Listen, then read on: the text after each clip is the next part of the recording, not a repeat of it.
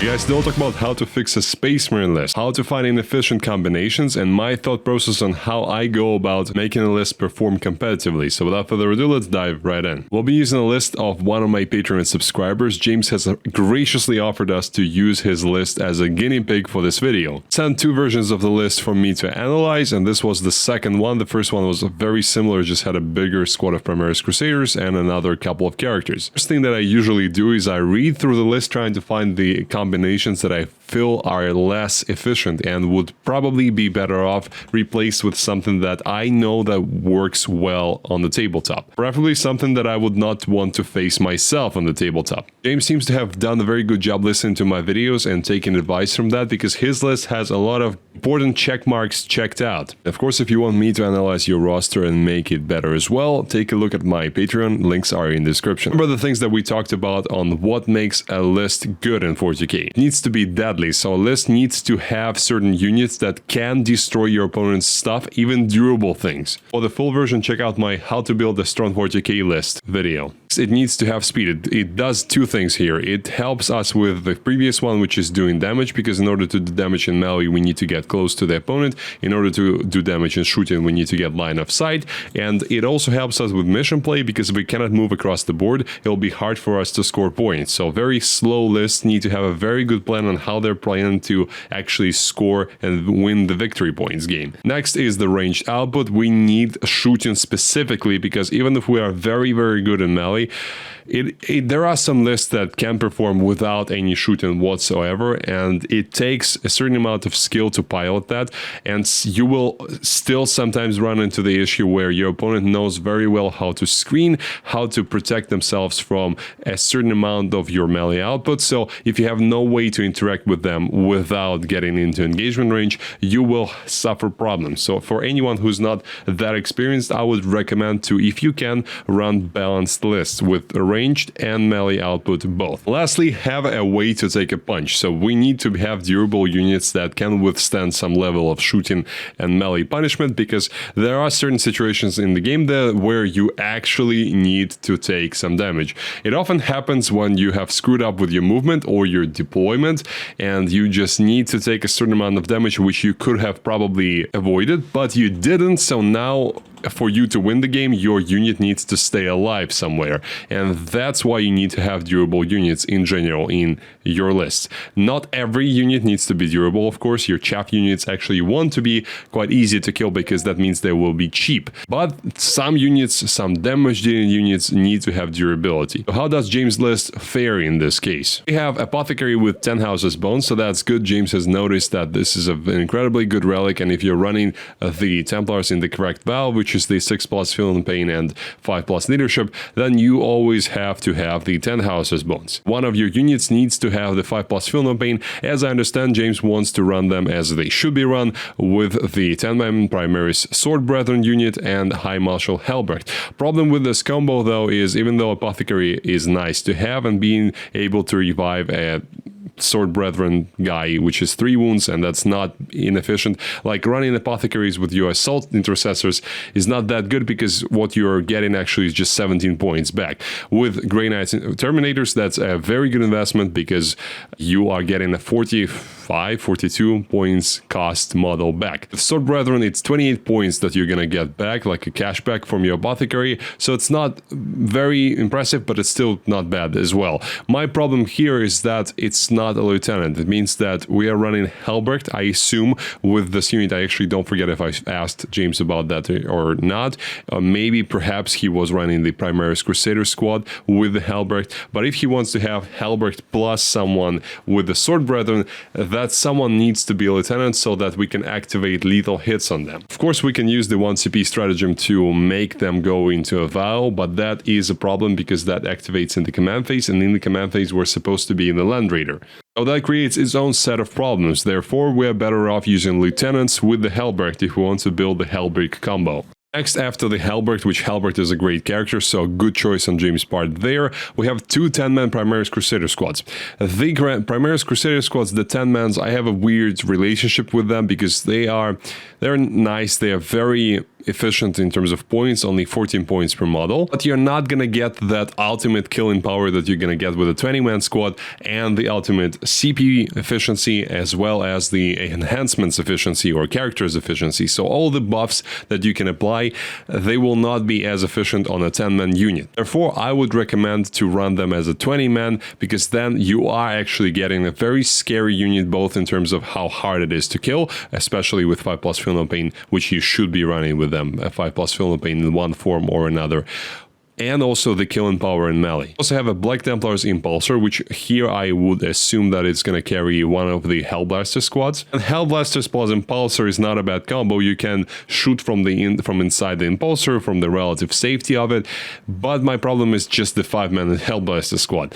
Problem with Hellblasters is when they are outside of Dark Angels, where you can actually get them to be quite impressive with the Inner Circle detachment, as I showed in my 3-strong Space Marine list video. Outside of that, where they can actually get +1 to wound, which solves a big problem for them because they are mid-strength shooting, so they can't really punch up, or in this case shoot up into the high toughness. Where you cannot get any buffs on them, they become more of a problem, because you will be trying to shoot them at something that you really want to kill, like monsters and vehicles, but they're not gonna kill that. Also, don't really kill Terminators that well, because Terminators don't care about their high AP.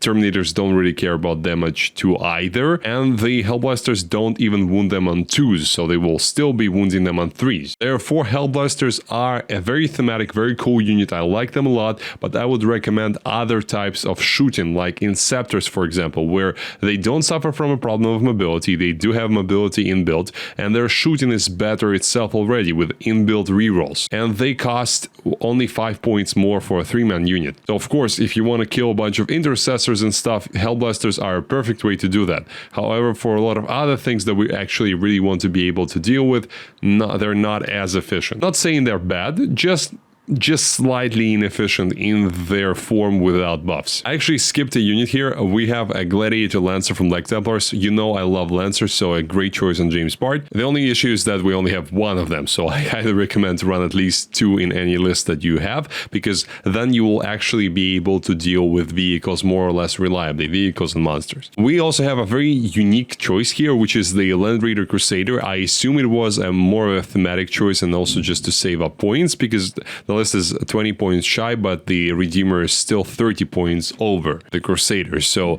that's, I guess, why he chose the Crusader. Crusader is, of course, significantly worse than Redeemer. His guns are pretty much non-existent, so you can just forget about his shooting phase, and you are not gonna really use that extra room inside the Crusader compared to Redeemer, because 16 seats versus 14 seats is not really a big difference. Unless you're running something like a Aggressor squad with the Biologist, with the Captain, you don't really want a Crusader. And of course, we have a 10-man primary Sword Brethren unit. We've talked extensively about this unit on the channel. They are just incredibly good in melee. They do incredible damage. They have decent resilience with the 5+ Film of Pain and 3 wounds each, so just a lot of wounds to get through. But the main thing is you don't really want them to be shot until you have already taken a toll from the opponent with them, meaning killed something very, very, very expensive and very dear and near to the heart of your opponent. And of course, James made me smile here because he included 2 Redemptor Dreadnoughts in the list. You know me, I love my Redemptors. They're great.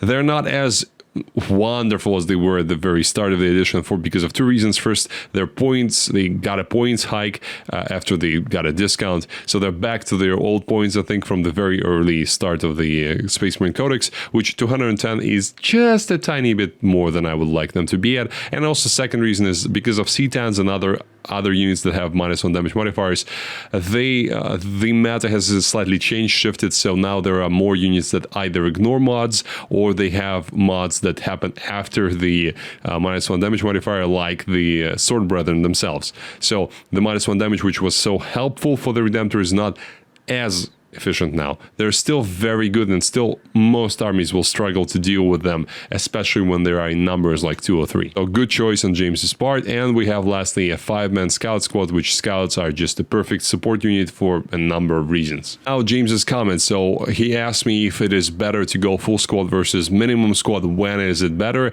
The answer here is that really depends on the detachment and the situation. In this case, he was asking about the Primaris Crusaders, and I answered, as I answered in this video, that 20-man Primaris Crusader squad is usually better because you want them to be efficient with all the buffs they're gonna get. You are investing in a lot of points, even 140 is not extremely cheap. So when you can go very, very cheap, you should go as cheap as possible. So like 35 points, I think you pay for the Necron Destroyer, where he can be your tool for doing secondaries and stuff, or Reaper Swarms with Tyranids. There you want to save up points.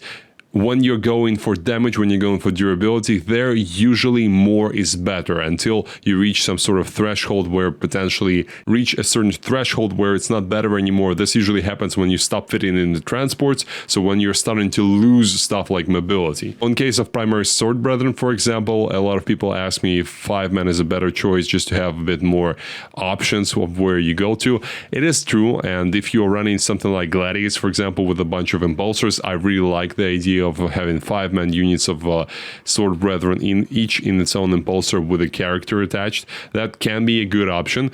Or for example, if you're playing Grey Knights with Librarians and you can run 5-man units of Librarian plus Terminators, which also is a very mobile unit and can take a punch. But in case of Sword Brethren, again, I really like to run them as a 10-man unit because the efficiency you get with 5+ Feel Pain is just mind-boggling when it's a full squad.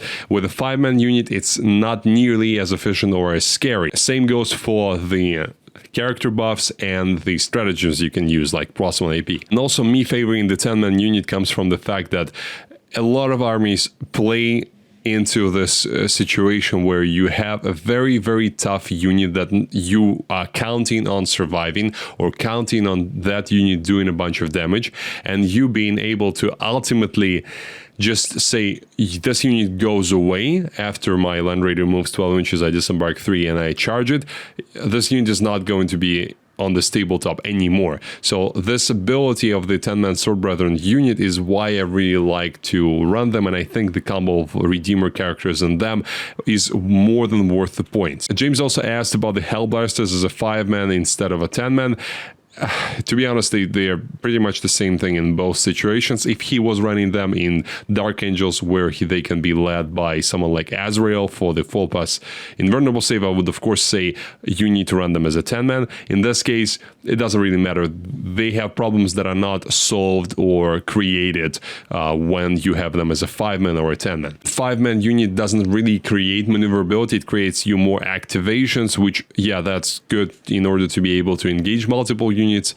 But I don't like the fact that in this particular list we don't have enough shooting to really deal with heavier stuff. So just being able to activate multiple times into a certain tank when we cannot really punch into that certain tank because of toughness and lower damage, not gonna help the overall output of the list. What we'll try to do is optimize that output, increase it as much as possible, and also keep enough mission play to get those points. You can see we still have High Marshal Helmbrecht, and we have Lieutenant, as we discussed, as a better alternative to the Apothecary. Apothecary's second ability is giving us a command point when his squad is dead, which is not that important. If our squad of Sword Brethren is dead, we have bigger problems on our hands than missing one command point, where the Lieutenant actually provides us ability to fall back and charge, which is incredibly important for such a big and nasty unit. We don't want to be bogged down with some cheap unit that we have almost finished but not quite, and now we have to fall back and our unit is out of play for the entire turn. As you can see, we now have just one 20-man Primaris Crusader squad, so the two 10-mans have been merged into one bigger unit, and we have Chaplain Grimaldos to lead them. I've already talked extensively about why he's such a wonderful combination, these guys and Grimaldos, even though he kind of ruins the whole scout thing for them, unfortunately, which that would be even better, but he still provides them with a 5+ Feel No Pain, which makes them actually be able to cross the distance without losing two models, too much potential.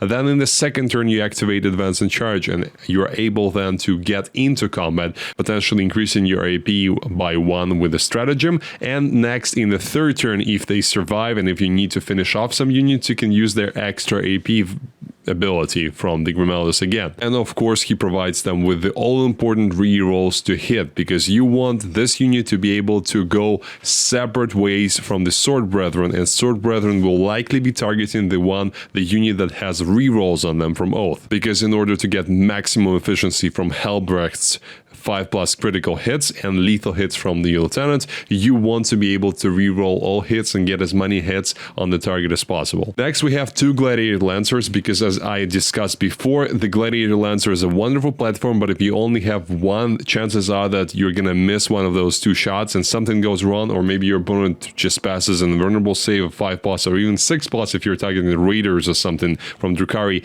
and then your entire shot goes to waste. That's the problem of very low quantity, high quality attacks like this. That's why you want to have some redundancy here, and in this case it's the 2nd Gladiator Lancer. I honestly, as I said to James in our conversations, I would love for him to have a 3rd one, and I think he's now working on building and painting the 3rd one for his collection, because as it goes for the good units like the Lancer or the Redemptor I really love, 2 is 1 and 1 is none. We also have a 3-man Eradicator squad. This is not 100% optimized, and I included them because James has this unit. They are a good unit, and even as a 3-man squad, they can be a nice targeted sort of finish off that tank kind of a thing. But this was more or less motivated by the fact that James didn't have enough models for me to build him like the perfect list as I consider it. So I try, and usually I do that, I try to build a list that he can use immediately and see the results now, and then afterwards we can talk about the things that he can introduce to his collection to make it even more competitive and long-lasting. We also have introduced Inceptors into the equation, because as I discussed before, Inceptors are just Hellblasters but much better,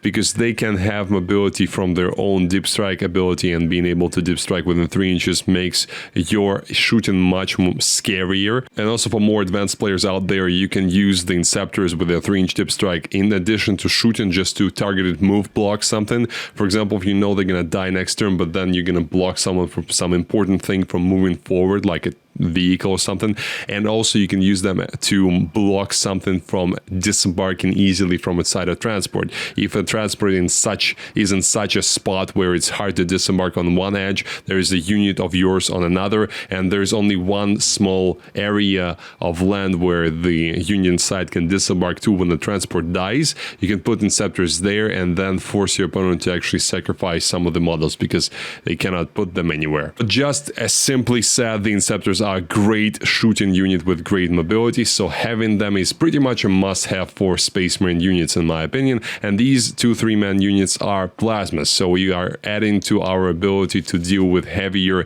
elite stuff. But they can easily, just as easily be the bolter ones. Just in my opinion, for this particular list, we probably have enough like chainsword style attacks and damage 2 style attacks with our 20-man Primaris Crusader squad or the 10-man Sword Brethren unit, so we don't really have a problem with dealing with those kinds of units. But I really want us to be able to deal with Terminators, 3-wound units, and monsters, so hence the plasmas. We have Landry Redeemer plus 10 Sword Brethren with Helbrecht and Lieutenant combo, which I'm not going to talk about more because we've already discussed this one. A 5-man Scout squad, because that's just a brilliant support unit and it's a good choice on James' part.